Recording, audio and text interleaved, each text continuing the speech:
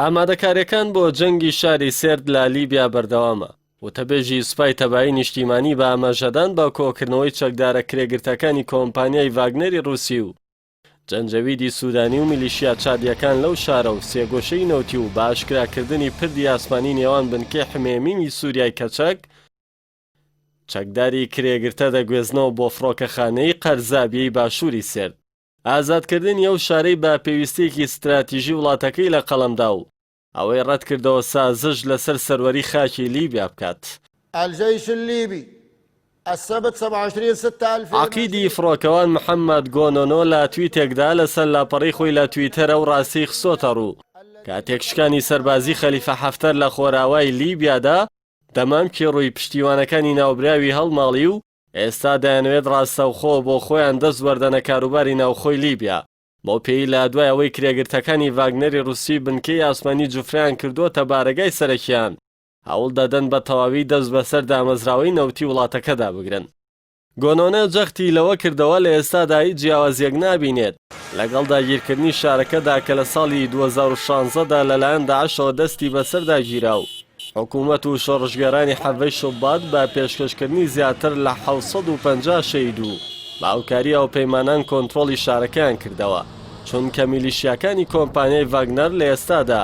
زۆرێک لە شوێنە ستراتیژیەکانیان بۆمبڕێژ کردووە و با پێی دوایەمین زیانیاری کە لەو شارەوە گەیشتووە بەشێکی زۆر لە ئامێرەکانی وێزگەی کارەبای سێر لەلایەن میلیشیاکانی حەفتەرەوە دزراوە. دوایەوەی رووسیا لە ڕێگەی کۆمپانیای ڤاگنەرەوە دەیەوێت پێگەی خۆی لە لیبیا و باکووری ئەفریقیا و باشووری پەیمانی ناتۆدا بەهێز بکات. ویلایەتە یەکگرتووەکانی ئەمریکا نیگەرانە لەو دۆخە و پشتیوانی لە تورکیا دەکات بۆ ڕێگری لەو خواستەی مۆسکۆ. وەیەوا چاوەڕوان دەکرێت واشنتۆن بەرامبەر بە دژایەتی تورکیا لەلایەن رووسیا و فەڕەنسا و میسر و ئیماراتەوە پشتیوانی لایەن قەرە بکات بۆیە جەنگی داهاتووی سێرد یەکلاییکەرەوە دەبێت.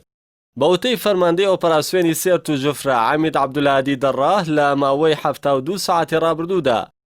رووسیا بە 13 فڕۆکەی ئەنتۆنۆف و ئیلیۆشن چەک و جبەخانەی گەیاندۆتە شاری سێرد و جوفرە کە چەندین دەستگای سیستەمی دژە ئاسمانی باندسێریان تێدا بووە.